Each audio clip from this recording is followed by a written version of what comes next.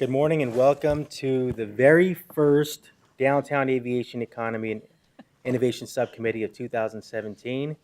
I'm Daniel Valenzuela. I'm honored to chair this subcommittee. I'm also the District 5 council member, and I'm here with my colleagues, Councilwoman Thelda Williams from District 1, Councilwoman Laura Pastor from District 4, and joining us very soon is Councilman Michael Nowakowski of District 7.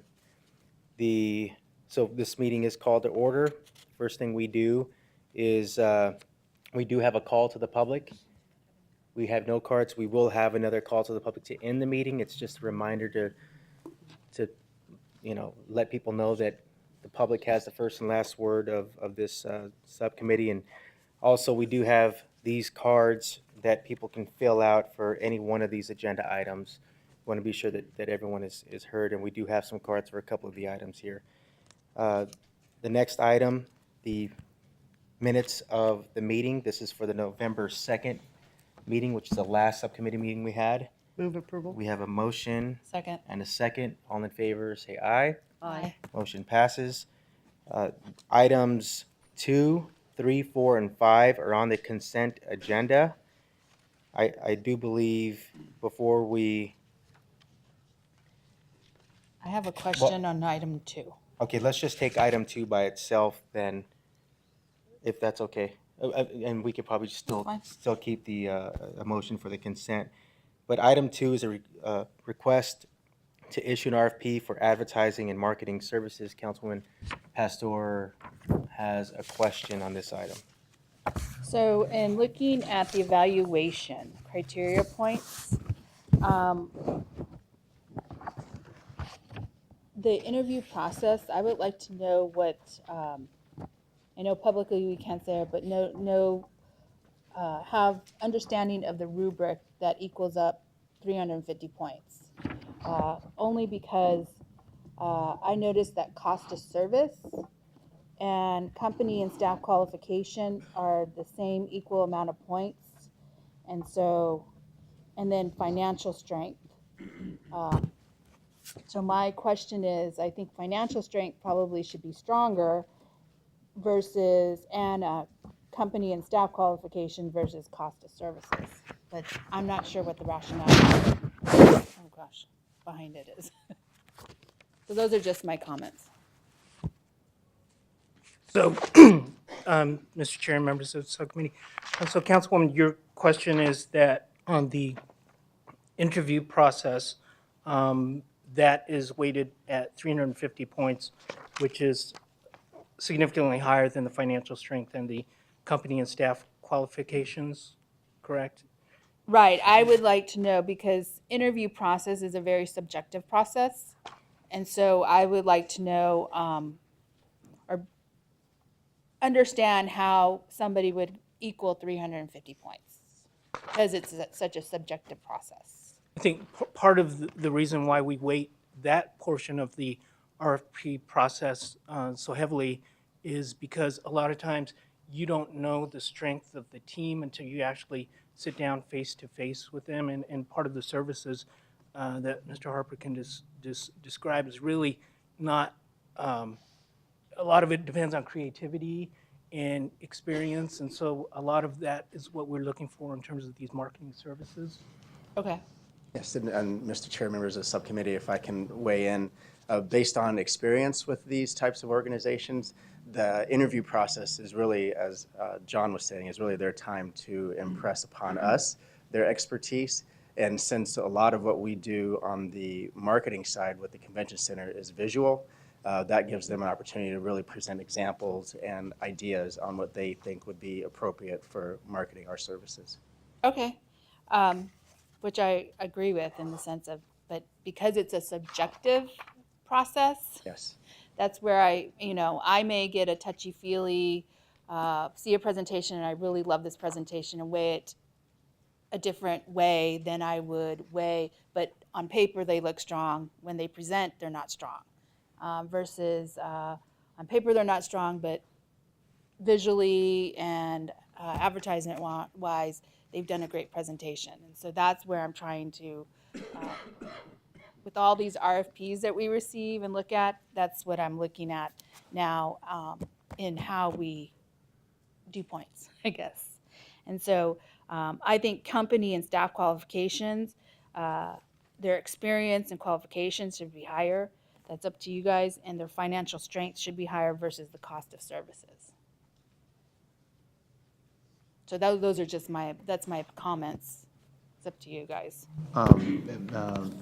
Mr. Chair, members of the subcommittee, with your advice and direction, if you would wish us to advance this forward, we could examine that and make some adjustments based on your feedback as we proceed forward to formal, or we could return with this, your selection. I was just giving comments and advice. I can Okay. proceed forward, and Are you if co- you guys Okay. come back. So maybe the latter with the councilwoman's thoughts. Okay, Maybe. well, then we'll, I want to clarify, Councilman, did you mean you would see this at formal, or you'd like to have us return to the subcommittee? I'm willing to move it forward, and with all the comments, And we're happy to come and brief you. Brief if me we on make it, and then- any changes up or down. yeah. Perfect. We could do so that. All right. It's just, Okay. Sounds good. So I think in this case, we can entertain a motion for the consent agenda, items 2 through 5. Move approval. second, Motion and a second. All in favor, say aye. aye. Motion passes. Thank you. Moving on to item 6. Mr. Chair, members of the subcommittee, item 6 is a quarterly update from the Budget and Research Department based on the council's prior requests. It's intended for, it was agendized for information only. The report is, I think, fairly detailed, and if you want some additional feedback, we can certainly have Jeff and his team come by and brief you at your preference. I'm okay with that. Good. I'm fine. Okay? Okay, this is just for information only, so no presentation. Items 7 through 13 are discussion of possible action. So item 7, the FAA flight path update.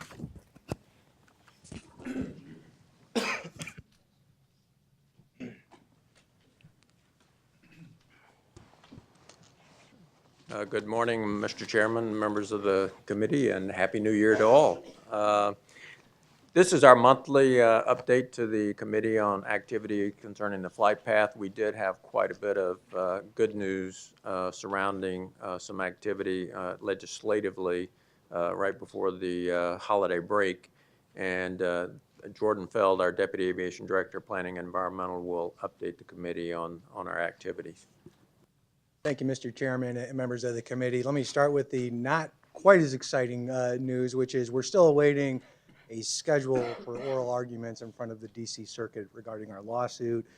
We have not received any feedback from the FAA on our request to reinitiate Section 106 consultation, as we previously talked about. So with all that said, the huge news that staff is extremely excited to report and update the subcommittee on is that our federal delegation was successful in getting language into the National Defense Authorization Act for 2017, which was actually signed by the President 2 weeks ago, to do two things. One, on behalf of our federal delegation, and thanks to them, specifically Senators McCain and Flake, the language includes a provision that requires the FAA to consult with all airports nationally before they undertake a categorical exclusion in support of NextGen. So that's a very big deal for the nation. What is a huge deal for our city is that the bill requires the FAA to come back to Phoenix and reevaluate the significance of the impacts from RNAV implementation. So that is a huge win for us, and we're very excited about that. There'll be several next steps in working with the Senator's office as well as the FAA on operationalizing that legislative text. But again, very optimistic, very excited to provide that news. And with that, happy to answer any questions or take any follow-on items. Any questions? No questions or comments. Thank you for continuing to add this onto this particular agenda. We have a standing item for the flight paths. We discuss it at every subcommittee. Usually these subcommittees are happening every month. and it gives everyone a chance to hear the latest and to weigh in. And so thank you for continuing with this. Item 8, we'll keep Mr. Bennett here. King Sky Harbor International Airport Campus Satellite Food and Beverage Services.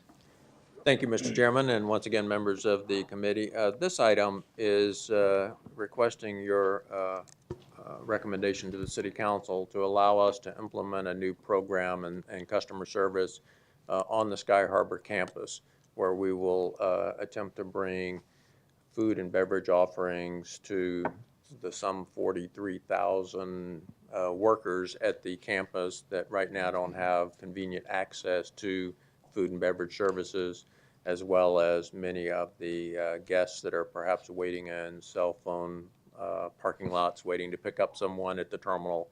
And this is a new trend that we're seeing at airports around the country, and we think this will be a great opportunity and service improvement. So I'm joined today with Chris Mattson, our Deputy Aviation Director for Business and Properties, who will discuss it with you. Good morning and Happy New Year. So as Mr. Bennett explained, there are about 43,000 employees on the 3,000 acres that we have at Sky Harbor. We're very excited about this opportunity. We think it's going to increase our customer service, amenities, and increase incremental revenue. So we feel that there are employees that never step foot into the terminal, and we also have customers that never step foot into the terminal to see the food and beverage opportunities there. So with this, we're looking at implementing satellite locations with food trucks. As Mr. Bennett indicated, this is an up-and-coming trend across the country. In 2015, the restaurant industry was a $700 billion industry, and food trucks were $1.2 billion. And so this is going to continue to increase, and our research shows us that over the last 5 years, it's increased 12% across the country. Many airports are exploring this. Only a couple have tried to implement them outside the terminal because of the constricted nature that airports have. So we want to be on the cutting edge. There are a couple of airports that have actually implemented them inside the terminal building, and so we're not looking to do that today, but we want to do it outside. So here is a slide that shows you a couple of local trucks that are operating around. Starbucks is on the ASU campus, and the Rocket with Fox Restaurants is also operating through community events. There's as you may be very aware, the street Sky Harbor, it's not just Sky Harbor, but Phoenix Street Food Coalition. There are many operators that operate food trucks, and so we want to tap into that market as well. So we've come up with a creative solution. This was tried many years ago and was unsuccessful. We did a public solicitation in 2008 and again in 2009 and did it again in 2012. So we think with this arrangement that we've structured and what we're proposing to you, we think we can be successful. So we'd like to try it again. So we have at least identified 11 locations. This location shows you the places that people congregate or employees.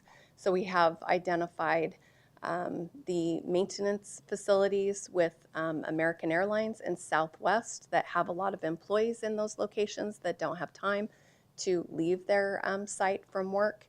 We have cell phone lots, we have the ground transportation hold lots, we have an area of employee-based areas.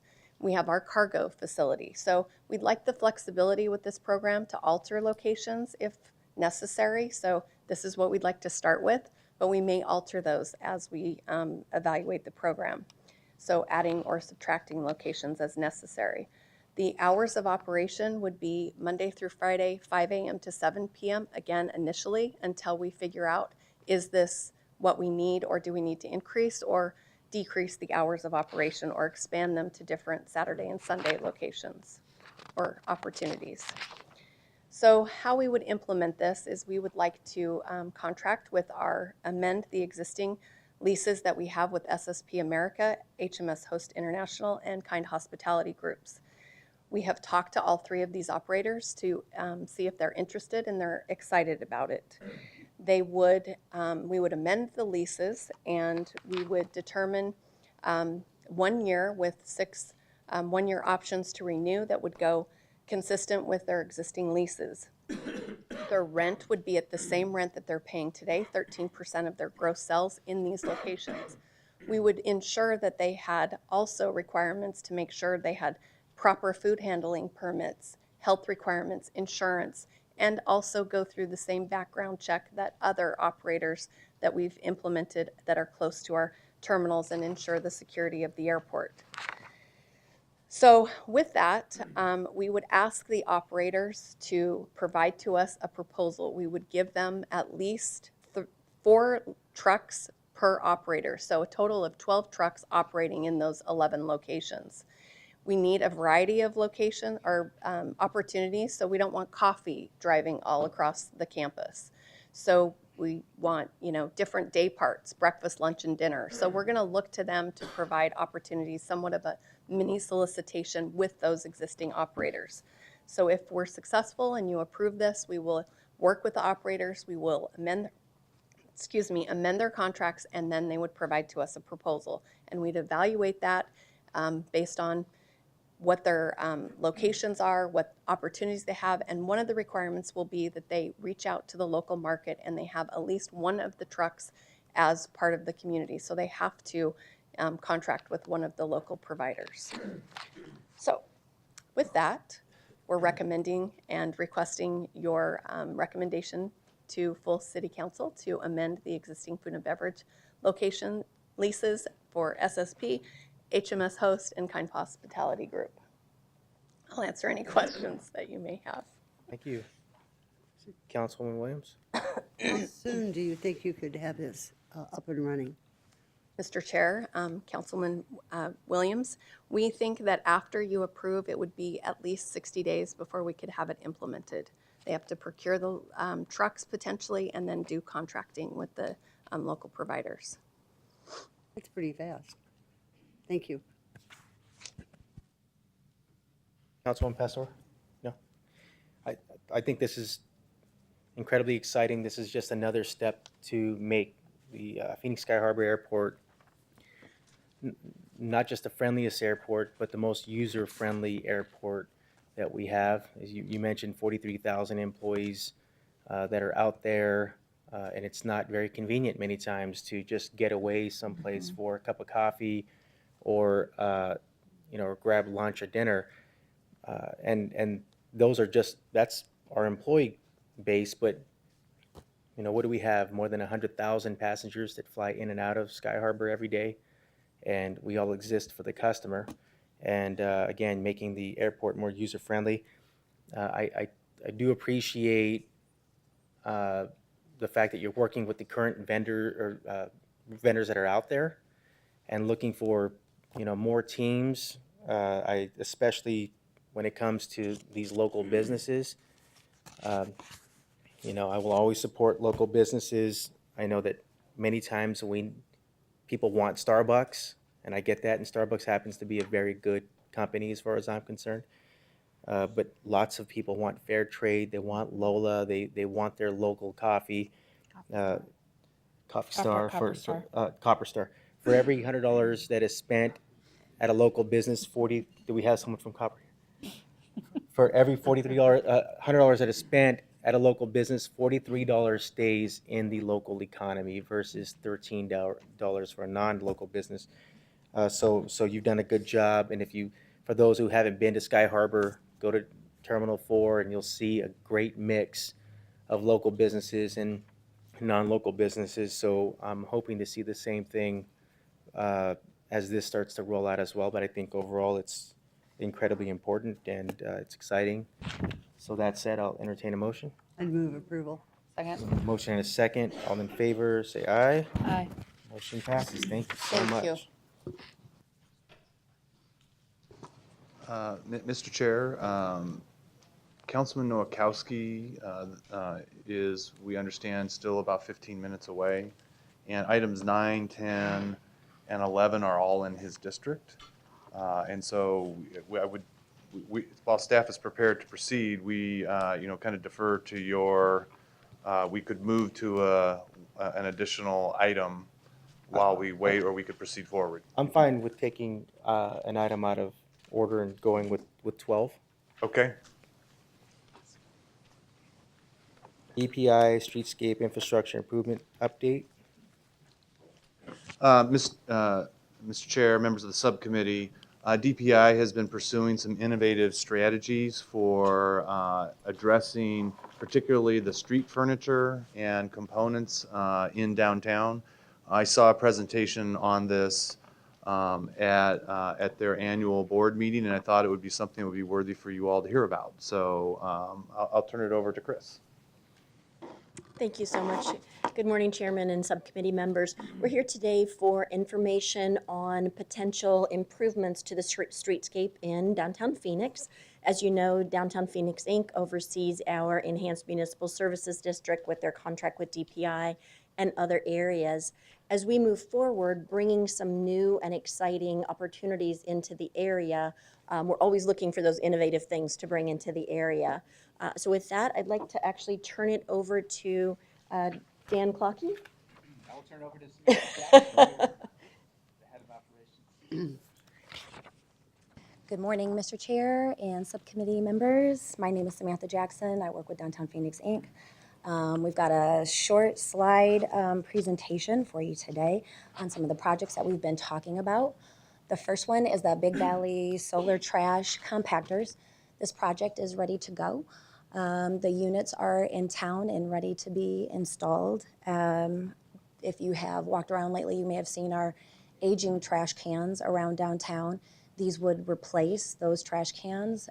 We have 15 units that would be around downtown, and the biggest win for this is that we'll be able to capture a true diversion rate. Right now, our current trash, even though we have them separate, all of that trash goes into the landfill. So these will actually be able to capture and report a true diversion rate, which supports the city's Reimagine Phoenix efforts. The other things that we like about them is that currently Public Works picks up the trash 3 times a week. We're hoping to get the trash pickup down to once a week. These units can also be locked down during large public events, so if there's any kind of public safety concerns, these units will lock down, and we can also, we'll also receive notifications on our cell phones if there's any tampering with these systems. And for those who sort of pick through the trash every now and again and re-litter the sidewalks, these units will help prevent people picking through the trash. So we are super excited about those. The other thing that we've been diligently working towards is replacing our old round kiosks. Those kiosks were put in at the, I want to say in 2004 or 2005. They were older, much older, and unable to be repaired any longer. We would like to move to an interactive model of kiosk. So you'll see the old round kiosks on the left, and then on the right, the proposed design for the new interactive kiosks. We realize that having shade in downtown is an important component of walkability.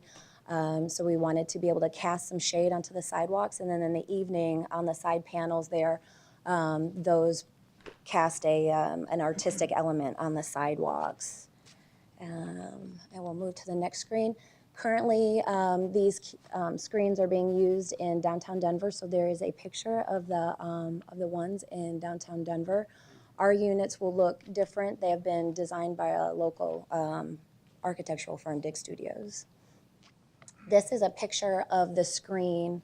We do have one of these test models in our offices right now. The purpose is really to what we did is we took a look at what was needed by our downtown stakeholders, and we took a look at best practices throughout some of the other downtown communities. And really what we want to do is be able to provide a greater depth of information of what's available to people in downtown. And that's what these interactive screens do. So they bring up a listing of places to eat and shop, and they'll tell you about events happening downtown. They also have a transit capability, so they can talk about light rail, talk about grid bike share, where people can find those places, the bus stops and all of that good stuff. And then there's some fun stuff on there, like a photo booth where you can have your photo taken and it'll send it to your phone in a postcard format with a, with a Phoenix, logo or whatever we decide to use with it. So there's some fun pieces with it as well. This is a schematic of one of the units being placed at the corner of Central and Adams, where there's a brand new Dunkin' Donuts that just opened. These screens are ADA accessible, so you can, because they're scrollable, you can reach the information at any level. And then there's also a button on the left-hand side that easily translates the information to Spanish. So they're definitely user-friendly on all sides.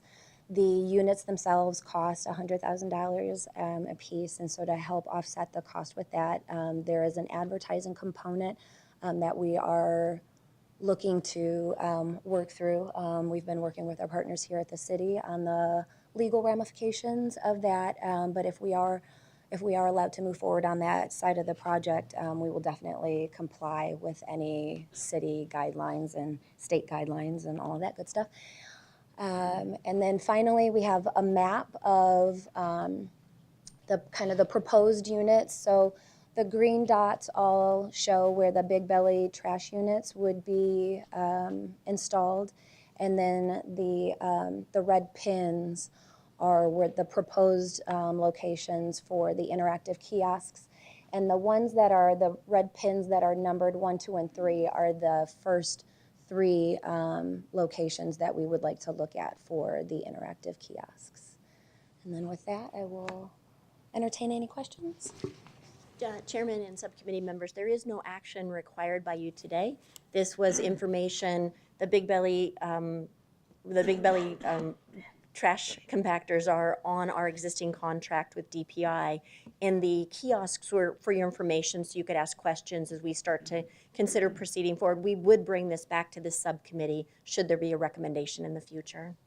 Thank you. Any questions or comments? Councilman Williams? Thank you, Mr. Chair. In the past, we have talked about these kiosks having information on the Phoenix Points of Pride. Would that be included? I mean, it's not downtown necessarily, but it gives information throughout the whole city. Yes, we recognize that there are several places that our guests that come to downtown often want to visit. So yes, we can include that information. Our ambassadors carry it currently, and these can carry the information as well. Thank you. Sounds like a good idea. Councilman Pastor? Thank you. Since we're a global city, is it possible to have multi-languages other than just Spanish? There's 150 plus languages within our city, and I'm assuming that could be possible. Yes, the reason why we like this unit is because the developers are constantly working towards adding new features, and so one of the features that they are currently working on is adding additional languages.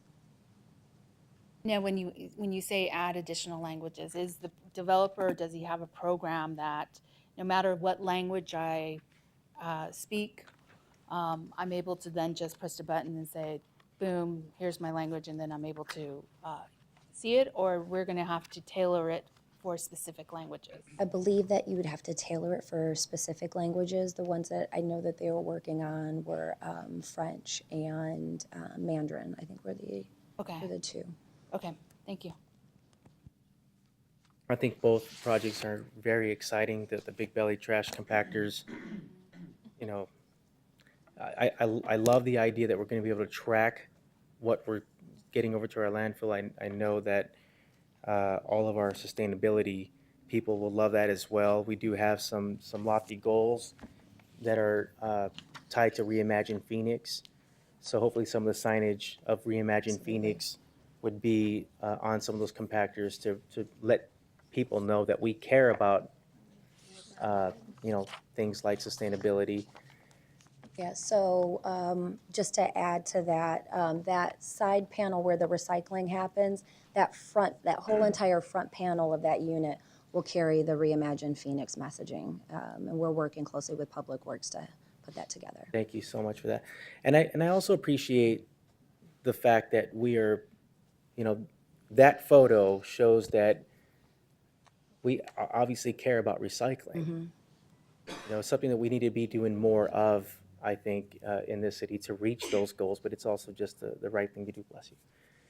It's also just the right thing to do. I can't tell you how many, entrepreneurs I speak with who are coming in from out of town from certain, for certain events or we have a big one coming up with Startup Week. And they're hearing that Phoenix is this modern city and we are on our way. And many times they're surprised that they're not seeing something on the street that is, making it easy for people to recycle. So as we continue to move that recycling message and frankly agenda forward in this city, I think this is a really, it's a benefit to all of us. So I'm really excited about this project, and of course the kiosks, I'm very excited about that project. We have the most amazing people out there. Our ambassadors are wearing orange shirts and some in purple, who are just the most friendly people, and they have that human connection, and they are, letting people know where they need to be or where they can be, and they're just a wealth of knowledge. Those kiosks are going to help them out as well, and again, we just talked about making the airport the most user-friendly airport we can. This is making downtown Phoenix the most user-friendly as well.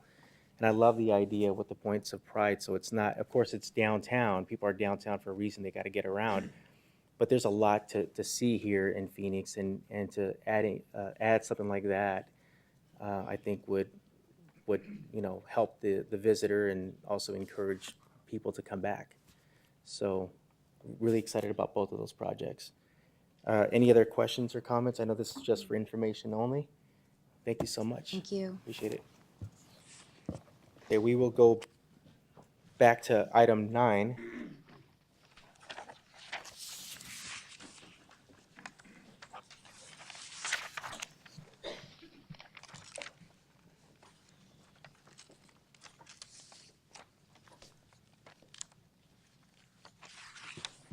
Good morning, Mr. Chairman, members of the subcommittee.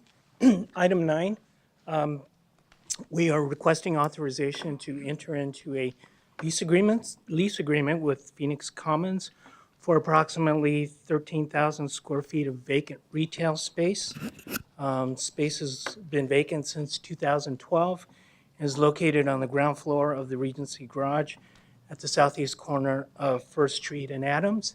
And as you know, this is a very important location for the city from a convention and tourism standpoint, as it is situated adjacent to the Convention Center, the Hyatt Regency, and the Renaissance hotels.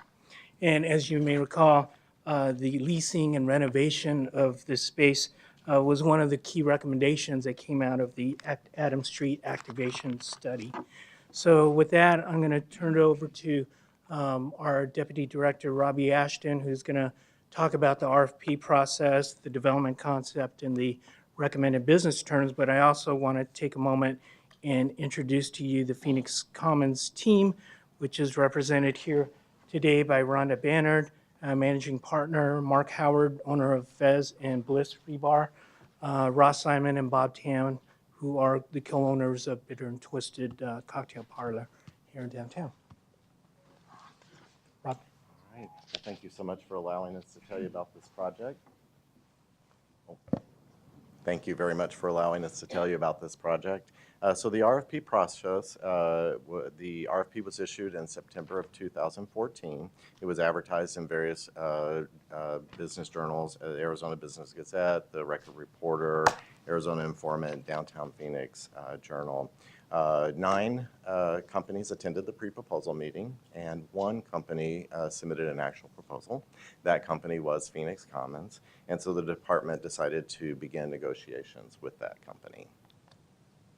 So the concept for Phoenix Commons is a 21st century community gathering place fostering connections over food, drink, shopping, technology, conversation, and events. The concept includes a restaurant, a coffee and grab-and-go food bar, a bookstore, pop-up retail featuring Arizona products, and a technology living room for meetings. The space will allow for connectivity, creativity, and collaboration. The space will have entrances on Adams and First Streets. It will include outdoor seating and landscaping. The space will have an incubator, will also be an incubator for new and upcoming chefs to showcase their talents. This is a key element in their proposal because the restaurant will feature guest chefs on a regular basis. It will be a community resource for artists, writers, speakers, and patrons wanting to be exposed to new culinary experiences. This is a preliminary conceptual drawing that was submitted as part of the RFP. It may not be what the finished product looks like, but it gives you a very good example of how that space can be utilized. One example of the proposer's concept can be found in the very successful Busboys and Poets in Washington, D.C. What started out as one business is now 6 neighborhood locations throughout the Washington metropolitan area. Their company's motto is that this is a community where you take a deliberate pause and feed your mind, body, and soul, and where art, culture, and politics collide. So for the business terms, this will be a 10-year contract with 2 3-year options at the sole discretion of the city. Phoenix Commons will provide $2.5 million in improvements. The city will provide a tenant improvement allowance of $529,600 to be paid in rental offsets over the first 7 years. Rental will be at market rate for years 8 through 10. So the base rate that Phoenix Commons will pay is $716,840 over that 10-year period. Phoenix Commons will also pay all of their utilities, and they will also pay $2,000 annually towards the Enhanced Municipal Services District. So we're asking for your recommendation today to enter into an agreement, a 10-year lease with Phoenix Commons. Any questions or comments from my colleagues? Oh, we do have several cards here.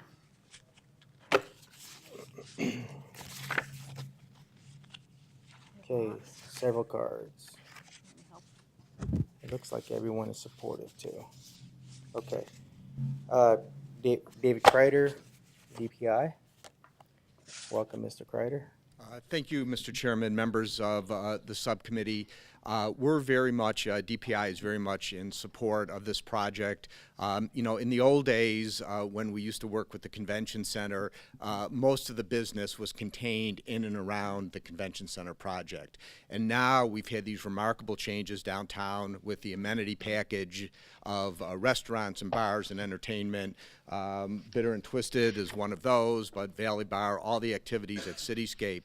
And in the middle of that, we have this long vacant city rental space that really does not enhance the street level experience and does not contribute to that vibrancy. So the uses that are being proposed here are really uses that will connect, I believe, with the downtown economy as it emerges and changes. So I think they're really good uses. And I really want to thank Rhonda.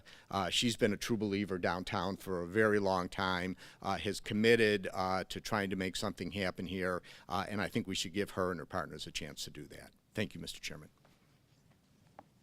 Thank you, Mr. Kreider, and I think it's a great compliment coming from who I believe is one of the architects of downtown, and David Kreider. And speaking of Rhonda, you're up, Rhonda Bannard. And now, I do just want to mention, literally everyone who's put in a card so far is supportive. So, you know, everyone will have a chance to speak, or you can just show your support, whatever you'd like, but we certainly would like to hear from Ms. Bannard. Well, thank you, Mr. Chairman. I appreciate it. The first recognition that I wanted to give, that there are so many community members here who have been part of this project for a very long time. This was a vision probably born out when in 1993 I was hired by the Downtown Phoenix Partnership, and one of the first responsibilities I was given, because we knew our Phoenix Suns were going to the playoffs, was to arrange for the parade that was going to happen. And my then former boss, now who serves on our advisory committee for the Phoenix Commons, is here with us, Margaret Mullen. And so to spend that that very hot summer and seeing 350,000 people show up downtown to celebrate the Phoenix Suns, I drank the Kool-Aid, and I've been a believer in downtown, as David said. And I think there's a way to harness that kind of spirit and energy and bring people together and celebrate Phoenix and its diversity, and its entrepreneurs and its tech folks and its artists and its cultural community in a way that we haven't done. And why not do that steps away from the convention center? I think it provides a great opportunity. But first and foremost, I wanted to thank the many, many community members who made it here today in support of this, and those who couldn't make it, because this truly is of, by, and for the community. We spent 4 years and thousands of hours probably going out and doing focus groups and speaking with tech giants and small startups and artists and others. And we're very excited to finally be at this place to hopefully put in a great community center for downtown in the city of Phoenix. Thank you. Thank you. Next speaker is Jim McPherson.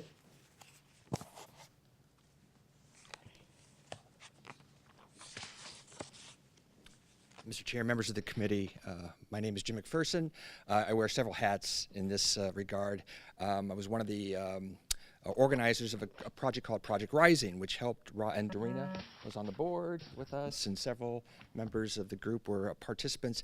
And they brought this idea to light. And we could not be more proud of this local team, and let's again emphasize the local team that has put this idea together and has persevered over years to keep it going, and to keep the idea of downtown alive and what it can be, and the variety of what this space entails so close to the convention center means so much. And it's just an exciting time in our city history to keep going forward. And I think this project will help us keep moving forward in the right direction. Thank you. Thank you, Jim. Dan Clockey is supportive. Tony Robson, wishing to speak if needed, is marked in favor. Would you like to speak, sir? No, it's okay. John Jury, if needed, is marked in favor. Good. Christy Lee, marked in favor. Okay. Shelley Eskew, of course, I was getting there. Marked in favor. Jessica Berg. Good seeing you, Jessica. Marked in favor. Hunter Floyd. Marked in favor. Would you like to speak? Of course.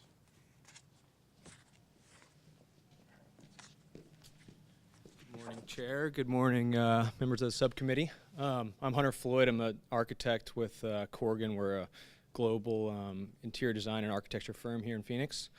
And we, I led an internal design competition within the firm last year. We selected from a number of different sites the Phoenix Commons project. So we had a really good time working on this project, and we actually had members from every one of our offices across the country work on this design competition to kind of help realize the potential of this site.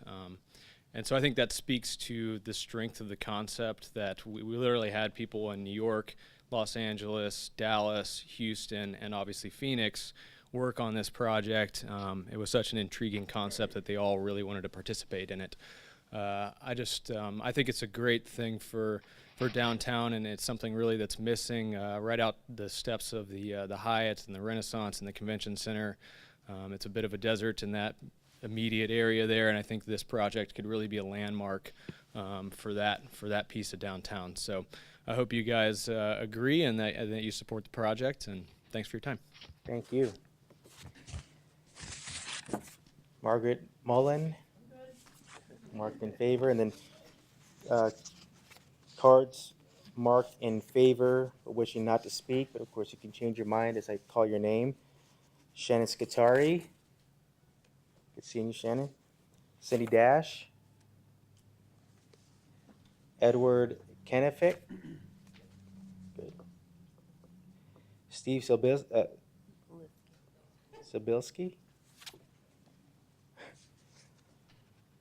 Luann Phillips. Good. Catherine Sakal. Okay, thank you. Allison Rapping. Marked in favor. And of course, Stacy Champion. Marked in favor. Good seeing you, Stacy. Okay. So that is all the cards we have for 9. I'll open it up to my colleagues for questions or comments. Anyone? Councilman Pastor? Let's start. So when I first got elected in 2014, I think Rhonda was like one of the first ones eager to have an appointment with me and described this concept to me. And I was like, what do you want to do? And, you know, to a lot of us, the Matador is a place where we gathered often, especially after Mass on Sundays, but then also on the weekends because they had Latin music, and that's where the Latino community or the Hispanic community would go and sit, or have a lot of political fundraisers within representatives in the Hispanic community. So that space means something to me.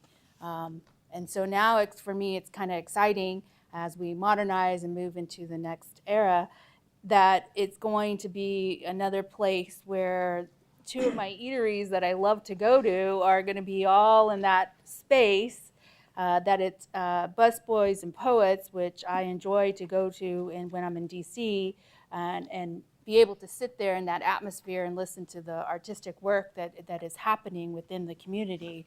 And so it's a great concept, and I'm excited, actually, you know, to be able to go. Now, one of my requests, especially from Fez, who I have met many of my constituents, is that I want the steak back. I would like the steak back at Fez.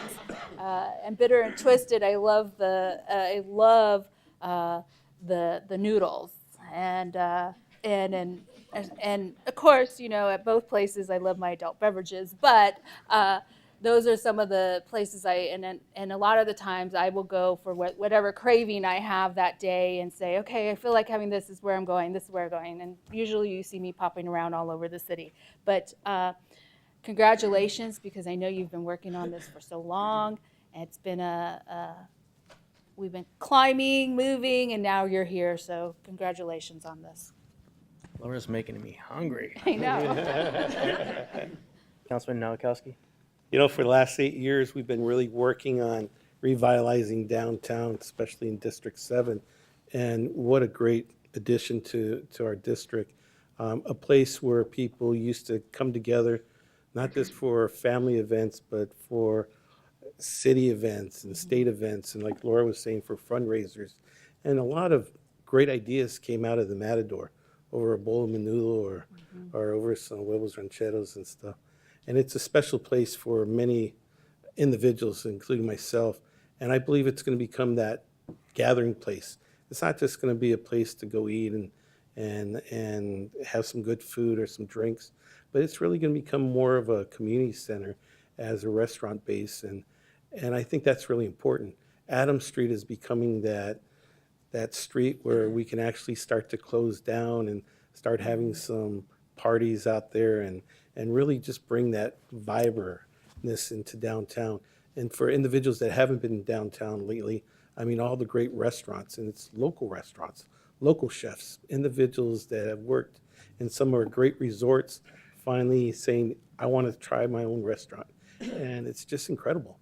And if you haven't been downtown lately, just to come downtown, just pick from the hundreds of different restaurants, it's just incredible. And I just really want to thank you all for making Phoenix one of those destination points. I mean, people come for the good food, for the good arts, and for the culture that they feel.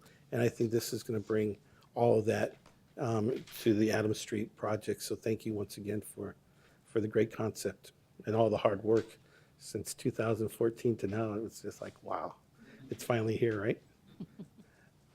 So with that, I'd like to make a motion, unless there's any other comments. Any comments? Yeah, you can make a motion, Councilman. to approve staff's recommendation. Second? In a second, I have some brief comments, and I'm also very supportive. You know, just looking at a couple of notes to just capture what this means for downtown. Phoenix Commons proposal includes a restaurant with indoor and outdoor dining areas, a coffee and grab-and-go food bar, mixed-use area with a newsstand, bookstore, specialty pop-up retail, space featuring local Arizona products, and a technology living room for meetings and individual use. Both Adams and First Streets will be activated with entrances, outdoor seating, and landscaping. And what that's going to mean for downtown Phoenix as we continue to move Phoenix into, into being this, well, we are a world-class city, but as we continue to sustain that, as we continue to move to being this city that highlights its entrepreneurs more than ever. This is the space, I think, where people are going to come, and it's incredibly exciting. I do want to say that, Rhonda has actually, I came onto the council just a couple of years prior to you, Councilwoman Pastor, and Rhonda was one of the first people I met as well. And but and the point I want to get to, because we have, and if you heard me on the dais or in this capacity before, I give a lot of credit to our city staff. We have amazing and talented people who are working for the city of Phoenix. So I don't know what exactly happened or what the holdup is. I know that a lot of these things take time. But to Phoenix Commons, thank you for sticking with this, because this should not have taken 2+ years to get us to this point. 7 people or 7 applicants showed interest, 1 put in.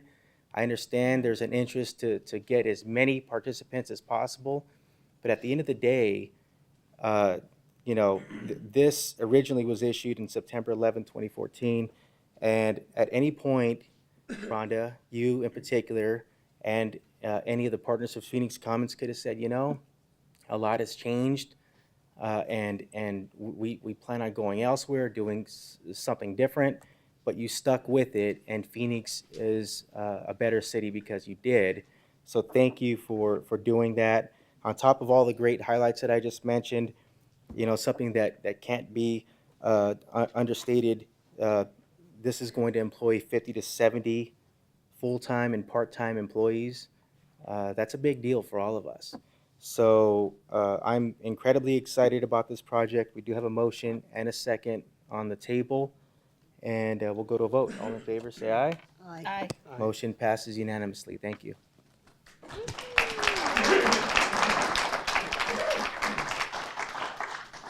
Mr. Chair, members of the subcommittee, the next item is actually similar to something that you all were involved in a few months ago, and that was the amendment of a prior development agreement that resulted in new development on Block 23.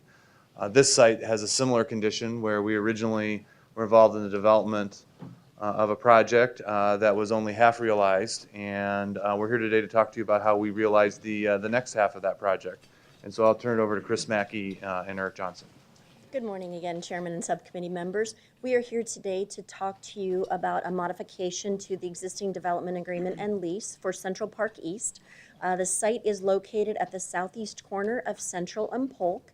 You'll recognize it today as a surface parking lot for the Freeport-McMoRan building. And with that, I'd like to turn it over to my colleague Eric Johnson to walk you through staff's recommendation. Thank you, Chris. Good morning again, subcommittee. Just to give you a quick contractual overview, this was one of our large development agreements that started back in 2006, and the project actually started construction of the first phase in 2007, which resulted in the Freeport-McMoRan Tower that you now see.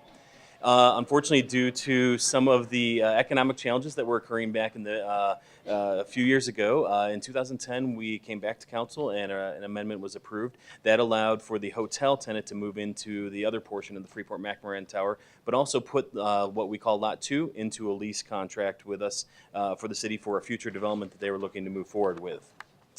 As Chris mentioned, Lot 2, the property we're actually talking about today, which is to amend the lease on Lot 2, is actually about an acre in size and is currently used as a parking lot, but the contract designates that as a future a future office tower as the future project. What is being proposed and what the request to the subcommittee today is to do an amendment to the lease on Lot 2 to basically do two things. One is to remove the east half of that lot and take that out of the lease status, put that back on the property tax rolls to allow for a hotel to be developed on that property. And then to amend the lease as a part of removing the one parcel is to amend the description on the west half of the property to include a multifamily residential component into that description, which will allow for the developer to then build a high-rise apartment tower on that location. There are a few other terms to change the performance benchmarks to also allow for construction to start in 2 years and then to be completed about 2 years after that time frame as well as to modify a few of the other terms and conditions that are in there. But fundamentally, it's going to keep the same lease, but just remove a portion of the property out of that and change the description. Here is a quick rendering of the project description that you see before you. This is for the Hampton Inn and Suites, which will be constructed on that Lot 2 East that would be removed from the lease. It will be approximately 11 stories, 210 guest rooms. Mortensen Development would be the developer of this, and they are looking to move forward. Assuming we were able to get approval, they will be looking to move forward very quickly on this project. On the west half of the lot, these are some renderings that they have been working on for the apartment tower component, which would be then on the Central Avenue and Polk Street side.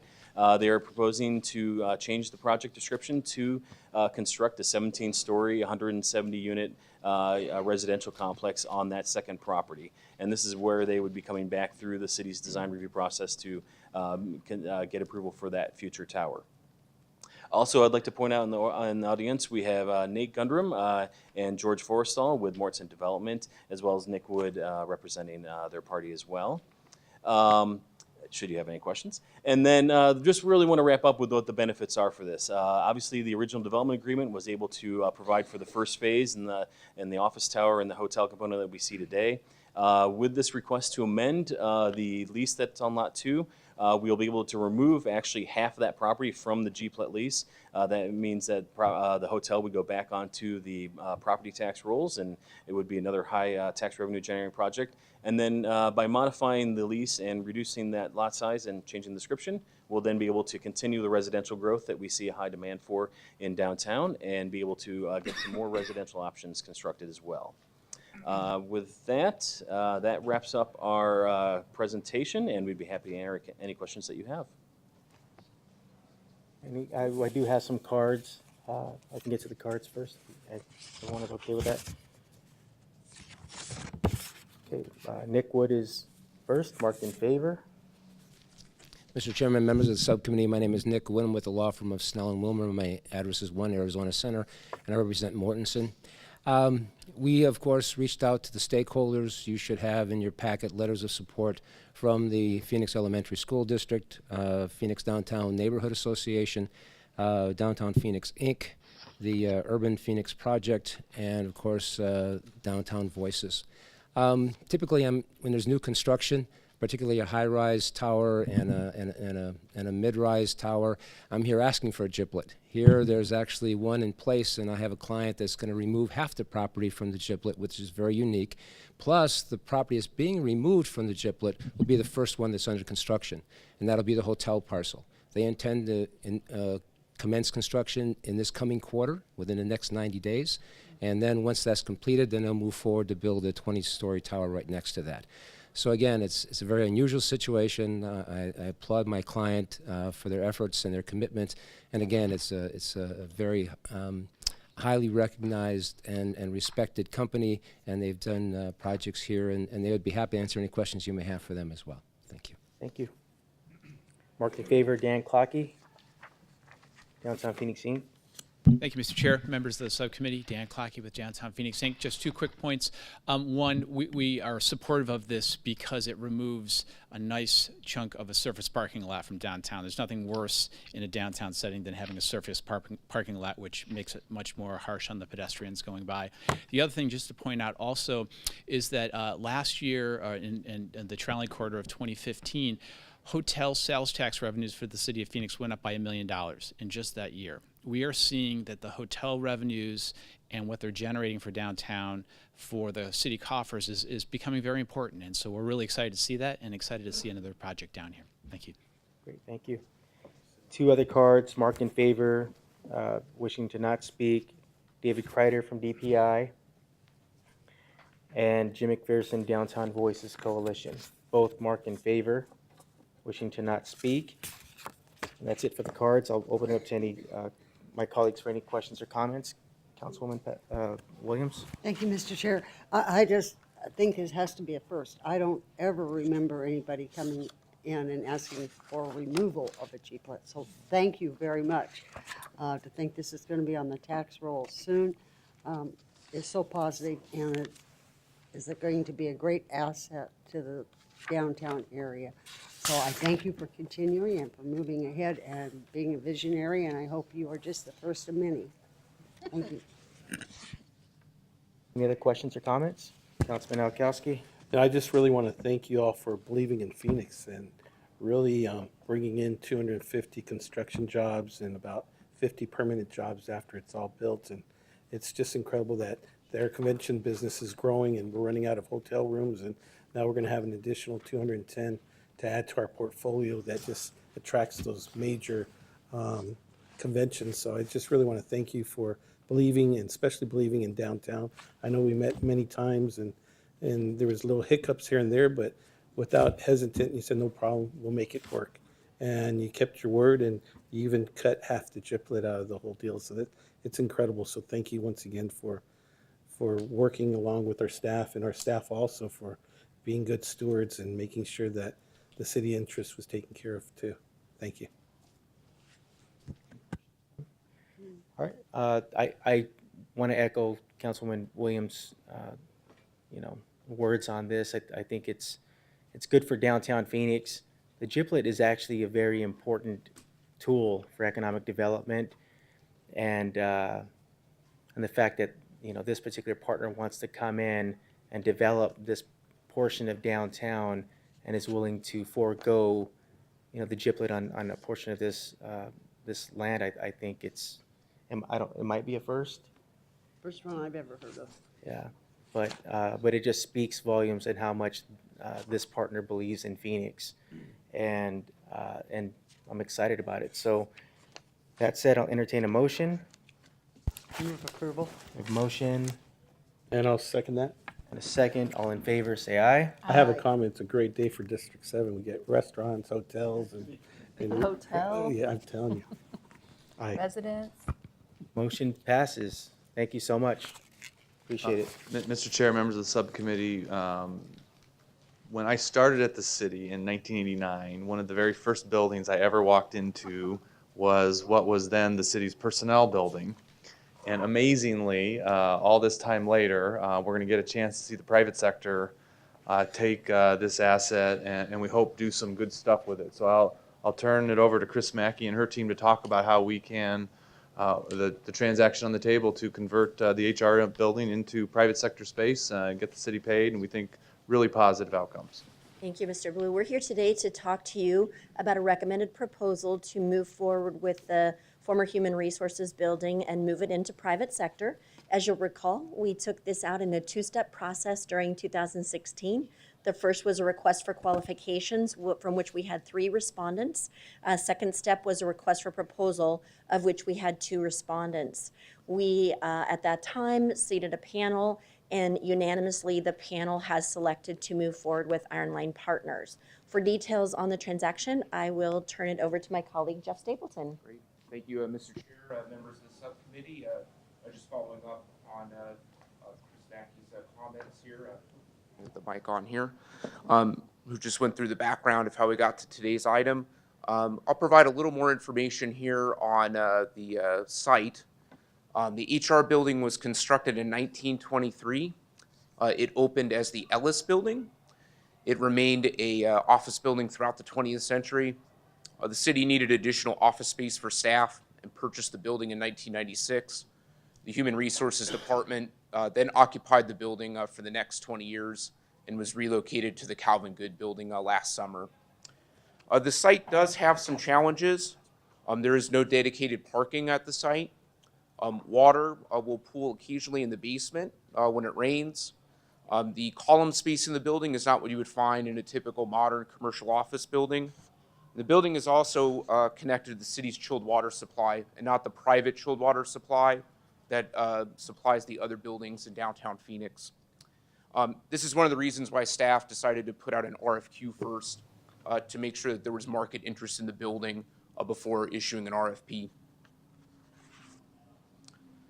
An evaluation panel with representatives of the community determined that Iron Line Partners as the successful proposer. There were 2 proposals. Joining us today representing Iron Line Partners is DJ Fernandez. Iron Line Partners has redeveloped the 2828 North Central building at the southwest corner of Central and Thomas. They're also the owners of the 111 West Monroe building. They have a demonstrated track record of bringing quality product to market in Central Phoenix. They've also brought forth a creative office space in their projects, as well as unique and local retail brands activating ground floor retail space. A little more information about their project. In the proposal that Iron Line put forward, Iron Line intends to maintain an office use of the building. So on the left, you'll see a typical floor plan for floors 2 through 6 of the building with 3 office suites per floor. And on the right, you'll see some images of the type of office product that they would like to bring to market in Central Phoenix. Also, they intend to redevelop the ground floor as well, with a restaurant tenant facing Monroe Street and a retail tenant facing 2nd Avenue. A little more information about the business terms that the city and Iron Line have reached. Iron Line intends to purchase the building for $2.315 million. Due to the aforementioned challenges with the site, Iron Line has requested a 120-day due diligence period, which staff is willing to agree to. The city will also locate up to 200 parking spaces for the development for a term of 10 years. Tenants of that project will pay a prevailing market rate for those spaces. The parties hope to close escrow by the end of the fiscal year, and Iron Line intends to complete the project in 2 years by 2019. Committee members, just for your information, the $2.3 million is the broker's estimate of value on the project. So that is, we did have a professional look at the building, and that is their estimate of value. Also important to note, but not on the slide, Iron Line will pay to remove the building from the city's chilled water supply and put it on the Northwind chilled water supply, which is conveniently located in Monroe Street. And that concludes the staff's presentation on the sale and redevelopment of the city-owned Human Resources Building. Great. We do have 1 card on this. Wait, we already did 12, didn't we? No, we don't have any cards. I'll open up to my colleagues, Councilman Nowakowski. I know we've been working with our staff on this for a while now. And one of the biggest concerns we had was parking and finding those 200 parking slots and coming up with that agreement for 10 years. I just really want to thank you all for that hard work and making that happen, because I know that was one of the biggest concerns that I had, seeing that this building was in my district and the parking situation that we have in downtown Phoenix. So once again, our super staff found the solution in finding 200 parking slots. So once again, it's just incredible how we can turn over a building that has been there for years. I remember going and getting discount tickets to go to Disneyland in the basement there, and to look at these renderings. I mean, it's just incredible how you can refit an old building to make it look more modern and open space and all that. So congratulations, and I think it's a great deal, and I'll be supporting it 100%. Great. Any other questions or comments from my colleagues? Councilwoman Williams? Thank you, Mr. Chair. On the chill system, he's switching, is that still part of the city system? Chairman, Councilman Williams, no, it is not. It's part of the Northwind system that is the private chilled water system that loops throughout all of downtown. So they'll be severing from our existing system and moving on to a privately controlled system. Okay. Mr. Chair, Councilman Williams, and members of the subcommittee, the city's chilled water system actually has a chilled water tank underneath the 305 garage. That supports all of the buildings in this complex, including this one. And so that's what's being kind of terminated, and then they'll attach on to the private. So that'll be severed and they'll go into the new system. Yes. And what parking garage are we making available? Chairman, Councilman Williams, we're still working on exactly where those spaces will be in a multitude of locations, both on the private and public side. So during this 120-day due diligence, while they're investigating the building, we'll be finalizing that parking agreement that they will enter into separately. So it might not necessarily be city parking garage, or some of the spaces may be in city, and some of the spaces may be in private as well. We're working on finalizing those as we speak. And will you come back and report to us what you determine? Happy to. Because I know we have a lot of security. I mean, I can see all kinds of complex problems come up with this, so They're I all- we'll be appreciate ha- it. we'll be happy Otherwise, to. I think it's a great project. I want to commend them for tackling this project. Anything taking on a 1923 building that's been used this long and this hard, it's remarkable we're getting $2 million plus for it. So thank you, staff, for being so diligent and committed to doing this, and I really commend the new property owner. We're very excited to see they, of course, retrofit the 111 building and took it into a very modern, very exciting building that a lot of our technology companies are locating into today. So we're really excited to see what they're going to have this building look like when the retrofit's done. Councilwoman Pastor? So I think it's very exciting only because 2820 North Central, I've seen what Iron Line had with the ability or actually felt it of what can happen with an old building. My question is, does Iron Line still own 2820 North Central, or they just did? Chairman, Councilwoman Pastor, they owned the 2828 building and did the retrofit on it. They sold it during 2016 to another owner. Thank you. That's kind of one of my, in doing these, it's great and exciting, but then once it's sold, it doesn't necessarily mean that concept will survive in that environment, and that's what I'm looking at on 2820. So I think it's a great concept.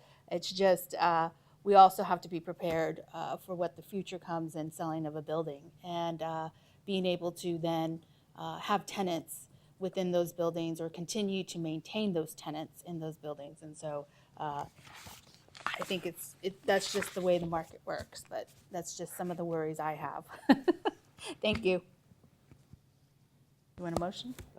Yeah, I'll just make a really quick comment. I remember when we first started talking about this particular building and the fact that we were going to sell it, I think there was a common concern, well, amongst all of us, this entire team, our staff, our council. You know, we have an older building. There's no immediate answer to parking.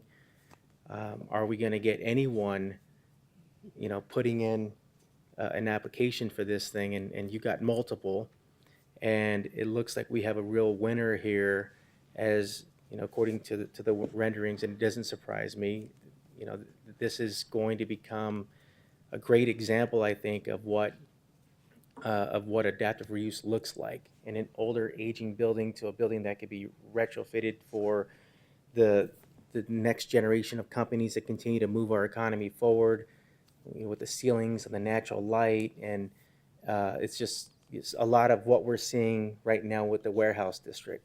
And so this is very exciting to see. And I am also 100% supportive of this. So with that, I'll entertain a motion. I move to approve item number 11. And I'll second it. Motion and a second. All in favor say aye. Aye. Motion passes. Thank you. Moving on to item 13. This is information only, ground transportation update.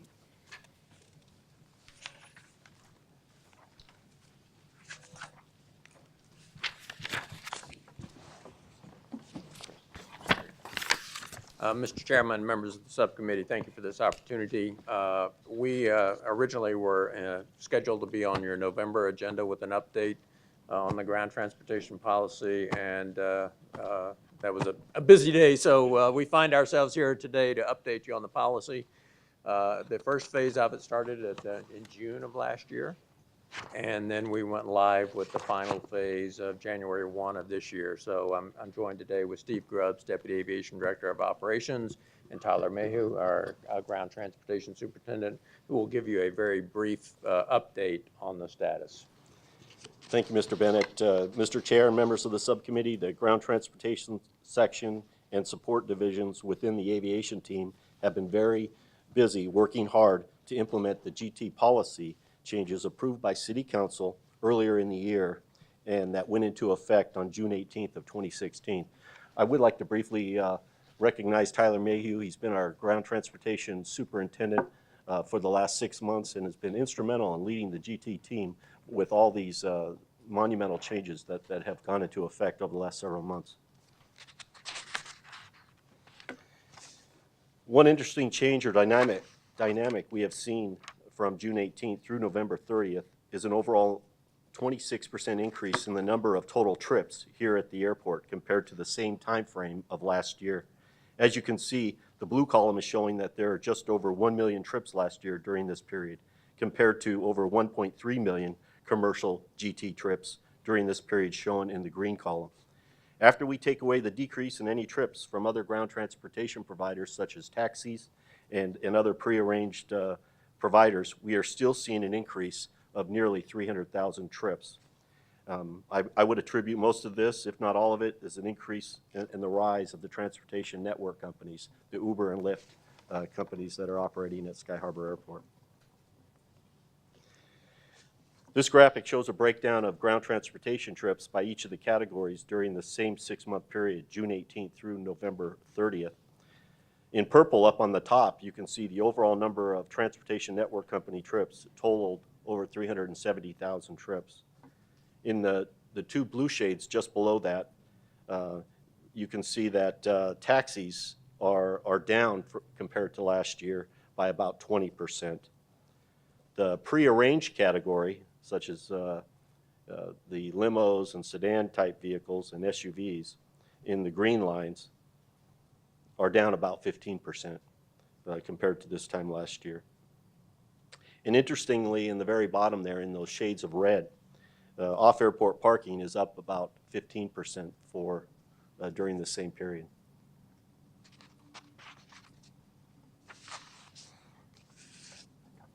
Since TNC startup, in partnership with the TNCs, we educated thousands of drivers on the location of designated pickup and drop-off zones, GT hold lot locations, and the use of those lots.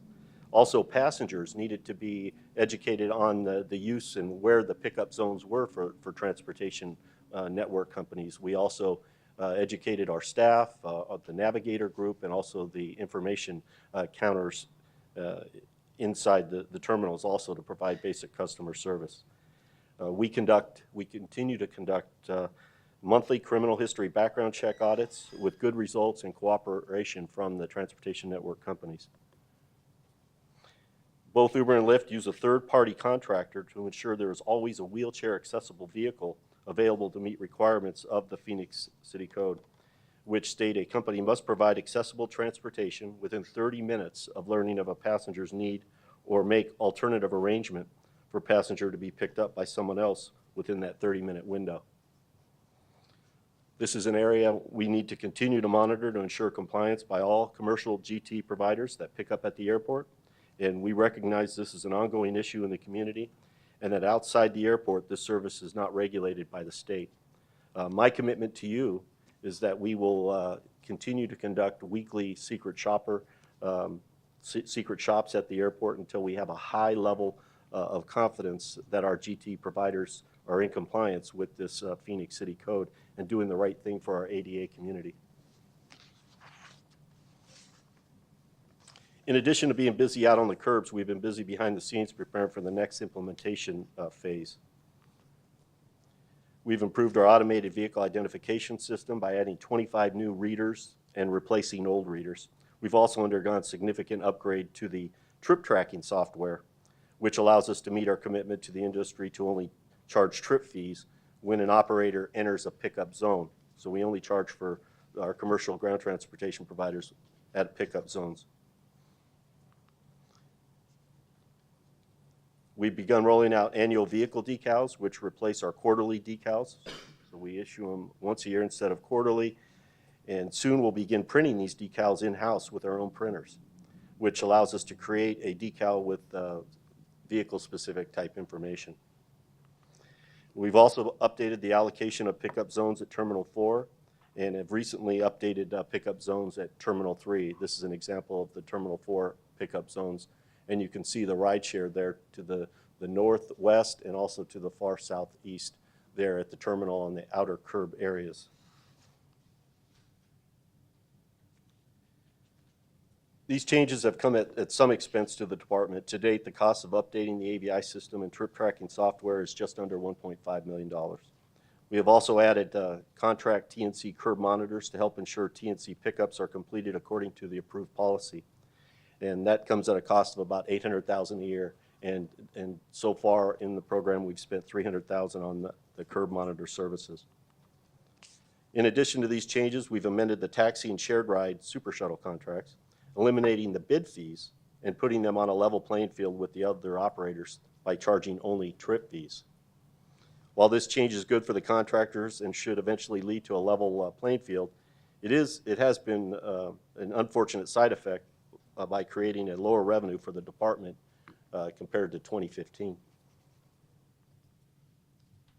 Finally, we have the new revenue generated by the transportation network companies. Although this figure is not nearly enough to make up the difference, we feel it is a good indicator that the new demand-based model can perform and eventually help the department reach cost recovery. It is not listed on the slide. However, we are monitoring our parking revenue and also our rental car center revenue. And so we have not seen any negative impacts to our parking or rental car transactions at this time. However, we will keep a close eye on that in the following months to see if there are any impacts. And we have seen impacts at other airports, so that's why we're going to keep a close eye on it. What's the net loss of revenue to you? Or is there one? Mr. Chair, Councilwoman Williams, we expect to make about the same amount of revenue that we made last year with all the changes that we've made and adding the transportation network companies.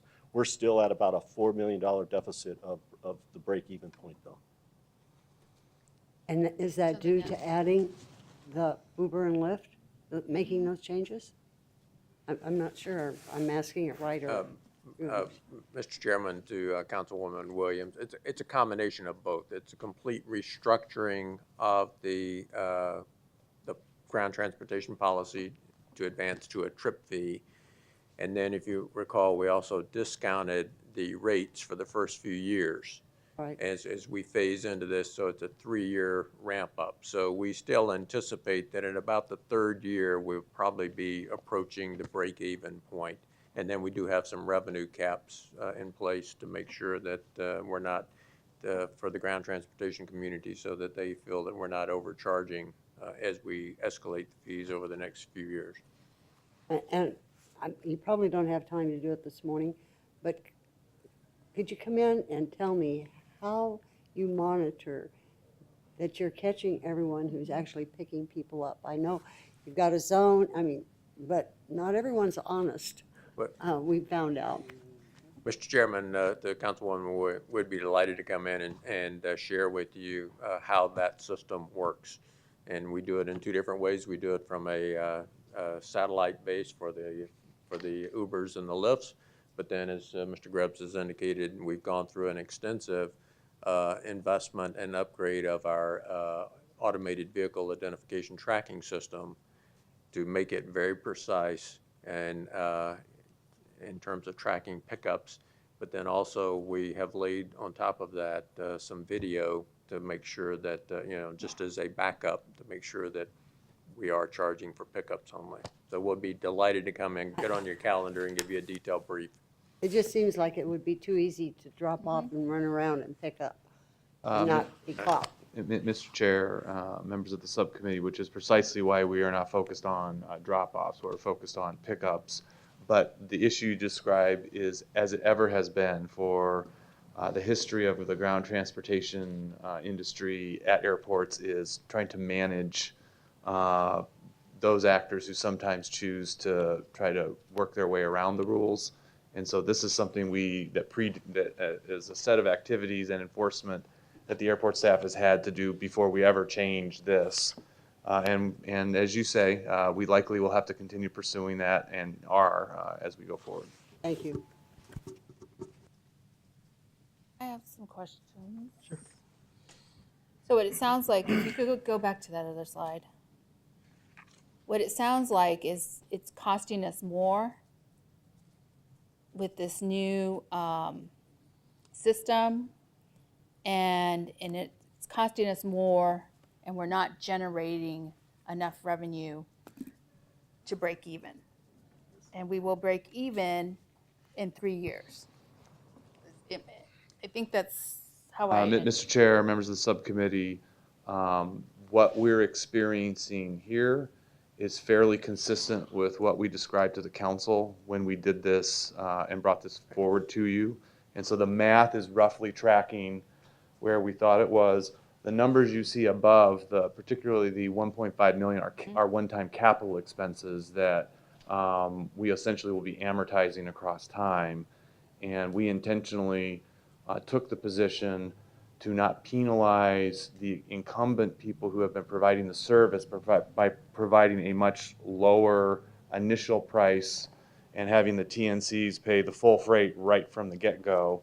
And so as the incumbents grow, or as the rates grow over time, everybody will kind of be on an even playing field, and the airport will be kind of at a steady state where they were before. So it provides a way that we're not overcharging incumbents. And so we will get there, but the math is broadly consistent with what we told you when we came before you to adopt this originally. So if you move back to your previous slide. No. Other way. Other way.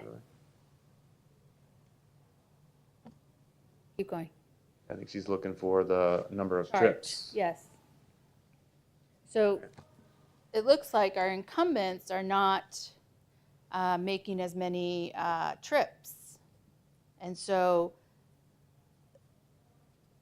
the shift did have impact on our incumbents. That's how I'm reading this. And also our prearranged, which generated those dollars. Mr. Chairman, to Councilwoman Pastor, no, you're absolutely correct. Taxi trips are down, as are the prearranged trips. The number of pickups that they are doing has decreased. We felt that this was going to be the situation, which was why the council approved this overall policy change to treat everyone equally. Because if you recall, in the past, the taxi industry was subsidizing all of the other modes with their fee structure. Right. So we restructured everything to put everybody on the level playing field so that if a sector such as the taxis trips go down, they're not stuck with a high fee. They're only paying for the actual pickups that they're doing. So we're treating everyone equally with the new policy. And Mr. Chair, members of the subcommittee, I would also tell you that broadly prearranged paid us a very nominal fee. We didn't actually get any share of income in the activity that they conducted. And so what we've done is we've removed all of the costs, fees, permit fees, everything, and just simply said, you know what, it's just one price when you pick up.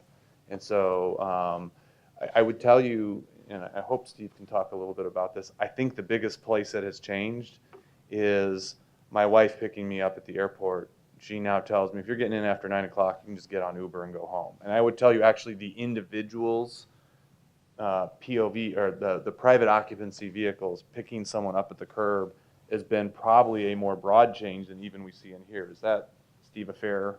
Mr. Chairman, members of the subcommittee, I would say that's accurate assessment. What we've been seeing and feeling is the pie has increased as far as the number of commercial ground transportation trips at the airport. And just for those reasons that Mr. Blue had mentioned, it's people find it more convenient to maybe hop in an Uber and take it home as opposed to maybe ask a friend or a family member to pick them up at the airport. So the pie really has increased. In 6 months' time, we've seen the pie increase by 300,000 trips. So that's phenomenal, especially it just started here at the airport, and we're not sure where it's going to end up. But Mr. Chair, members of the subcommittee, it is fair to say that there has been a bite out of some of the existing incumbents. And so particularly in the cabs, they were paying millions of dollars a year to us. And now they're paying an equitable share of the cost of administering the curbs based on the number of trips that they're producing. I think there's going to be I think tech disruption has impacts on everybody. I suspect there's going to be a leveling of this as the taxi industry begins to do an uptake on using technology to use their services differently than has historically been the case. But we're in the early days, which is precisely why you asked us to come see you, so we can continue to together evaluate what's working and where there are areas we need to continue to monitor, be careful, and make sure we're protecting the public and the airport and city revenues. And Mr. Chairman and members of the committee, and this next slide here shows you that this is the fee structure for the incumbents that were already operating at the airport prior to the adoption of the new policy. We delayed the implementation of their per trip fees until the 1st of January, and then we're phasing it in over a period of time to allow the industry to adjust. Yes, sir. Thank you. And last, I would like to make a note that these GT policies affect all categories of commercial ground transportation providers. So over the course of the implementation over the last 6 months, we've hosted monthly industry outreach meetings. Each month, we reserve an hour for a subject matter expert to present a specific topic to the industry, and then allow for a half an hour to get their feedback on things that are going well and things that are going not so well. So we're going to continue this indefinitely on a monthly basis to continue to work closely with all our commercial ground transportation providers. And lastly, we're going to continue to make the changes necessary to implement the council-approved policy for commercial ground transportation at Sky Harbor Airport.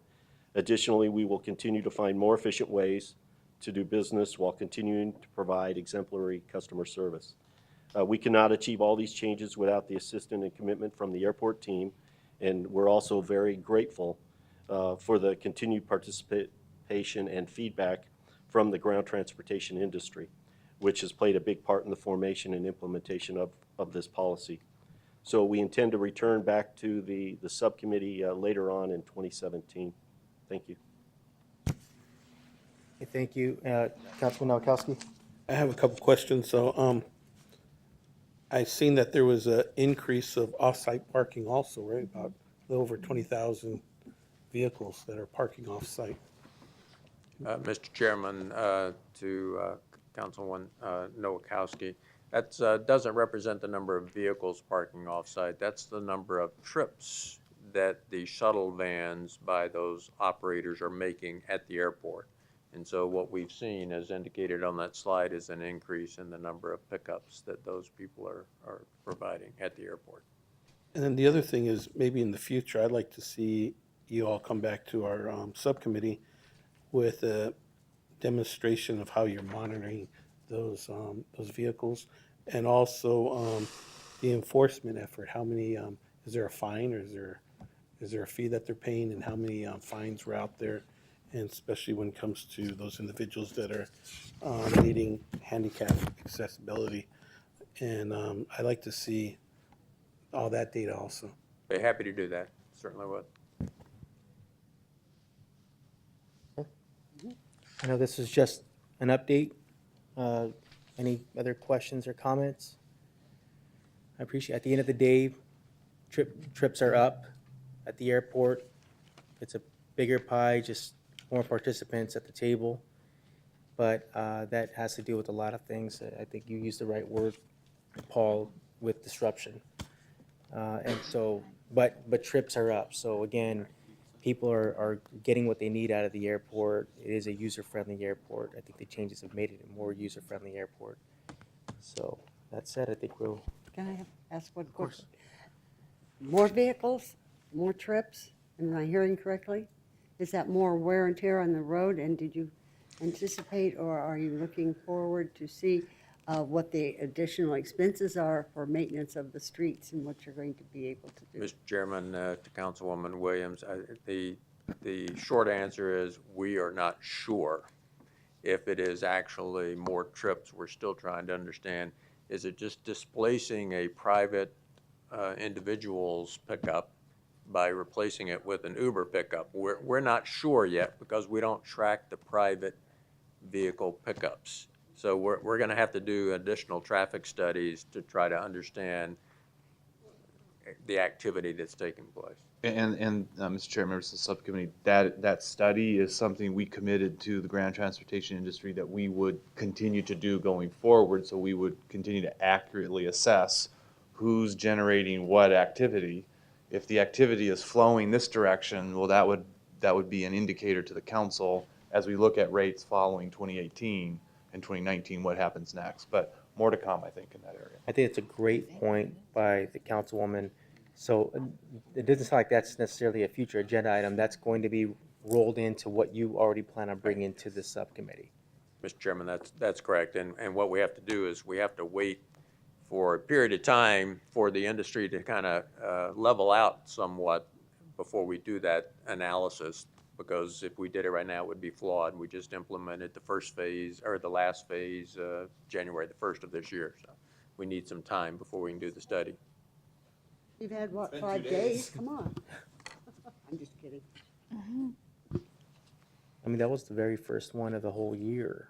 You got to speed it up there, Jim. Okay, thank you very much for bringing us the update.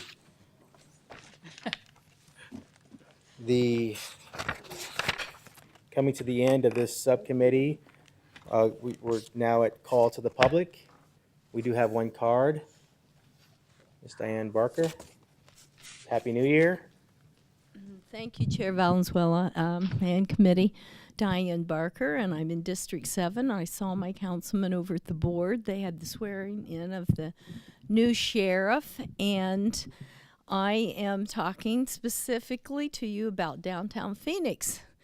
And meet me downtown. I'm happy to have been there 85 times.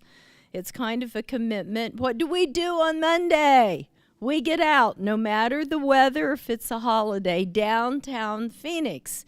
And we walk or run to Hans Park, and there are benefits of discounts with the retailers and even tickets. So we want to continue on that.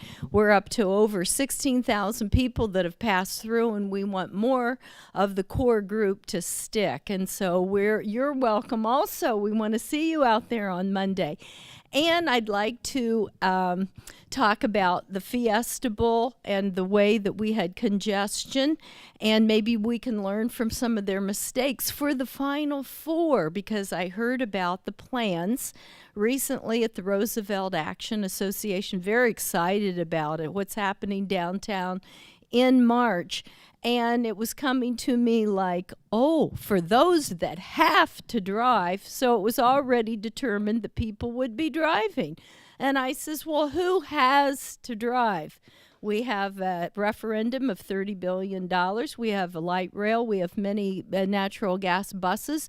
And so I am begging you to put in place, whether it's a Sunburst plan or whatever, to mobilize people in numbers in mass transit and very few single occupancy vehicles. I challenge you. I ended up, I'm dedicated to multimodal, and it took me like 100 blocks of riding to go to the Fiesta Bowl and back to catch the transit the night of that big event. I'm sorry that my team got shut out, but we had a lot of Clemson people in Ohio State that broke records bagging food for St. Mary's, and they were good fans. They brought a lot of money in here and a lot of pollution and congestion. They had no buses, public transit running near there. So let's see if we can beat those odds. Thank you. Thank you, Ms. Parker. We're now to future agenda items. Do we have a list? Anything that any of my colleagues would like to add? Not to the next meeting. It looks like it's a marathon. Yeah. Mr. Chair, members of the subcommittee, I believe the planning director will be visiting with you, and it may be that the potential for some of these items to be as a consent is possible, but we won't know that until he's had time to visit with you independently to brief you on these items. Once we get there, we'll sort out, to what extent the agenda is as long as it is, because we need to get you out at a respectable hour. Councilman Nowakowski? There's been a lot of talk about the Circles building. I like to see that come to the subcommittee so we can actually hear what's going on out there. There's talks about a GIPLET, and I like it to come through this committee to kind of iron out all those situations. Is there a report that the staff can give us, or have you all been working on a report, or I'm not really sure what's going on? Mr. Chair, members of the subcommittee, I think staff will be prepared this week to brief the subcommittee members individually on where we're at and what's going on. And if there's some time limitation or so, maybe there might be a way for us to come together sooner than later to pass or to actually hear what those concerns are. Okay. Hearing no other thoughts on future agenda items, this meeting is adjourned. Thank you. Thank you.